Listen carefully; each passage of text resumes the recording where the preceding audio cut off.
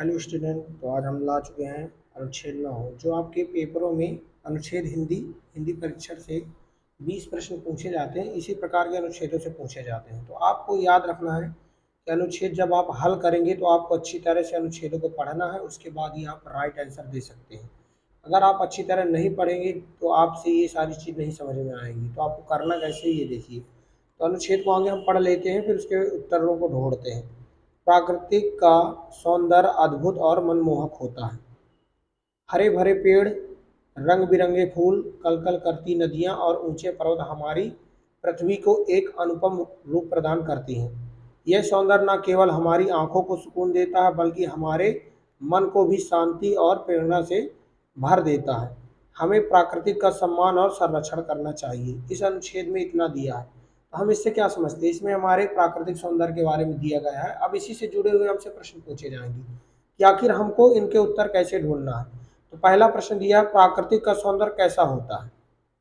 तो first line में हमने पढ़ा है, प्राकृतिक का सौंदर्य अद्भुत और मनमोहक होता है। तो इनमें से आप चारों ऑप्शन देखेंगे तो आपको सी नंबर में मिल जाएगा कि प्राकृतिक का अद्भुत और मनमोहक सौंदर्य होता है। राइट आंसर हो जाएगा सी। कौन सा हो जाएगा? सी। इसी प्रकार प्रश्न नंबर दूसरा देखेंगे, अद्भुत शब्द का पर्यायवाची शब्द क्या है। पर्यायवाची शब्द ये हमारे कई सारे प्रश्नों में आएंगे। तो पर्यायवाची शब्द वो शब्द कहलाते हैं जिनको हम दूसरे शब्दों से जानते हैं। जैसे जल को हम पानी भी बोलते हैं और जल भी बोलते हैं और नीर भी बोलते हैं। इसी तरह अद्भुत शब्द का पर्यायवाची क्या होगा? अद्भुत को हम दूसरे नाम से किस नाम से जान सकते हैं? तो आप इसमें ऑप्शन दिया है, समान, साधारण, अनोखा और परिचित। तो समान तो नॉर्मल हो गया, साधारण भी नॉर्मल हो गया, अनोखा। अद्भुत का पर्यायवाची क्या होगा? अनोखा। राइट आंसर हो जाएगा इसका सी। परिचित का मतलब होता है हम किससे परिचित है, किससे नहीं। तो इसका राइट आंसर हो जाएगा हमारा सी। तीसरा प्रश्न है, प्राकृतिक हमारी पृथ्वी को क्या प्रदान करती है।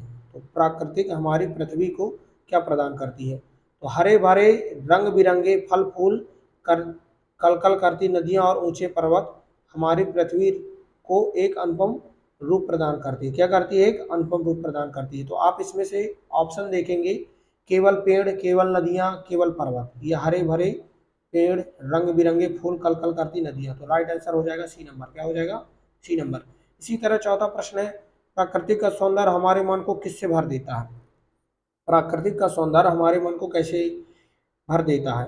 तो इसका राइट आंसर हो जाएगा, जब आप हम इसको अच्छी तरह मन से पढ़ेंगे तो दिया दुख और चिंता से, शांति और प्रेरणा से, डर और निराशा से, क्रोध और ईर्ष्या से। तो इसका राइट आंसर हो जाएगा सी नंबर, शांति और प्रेरणा से। ये जो कि हमारे बल की यहाँ पास दिया हुआ है अनुच्छेद में, बल्कि हमारे मन को भी शांति और प्रेरणा से भर देता है।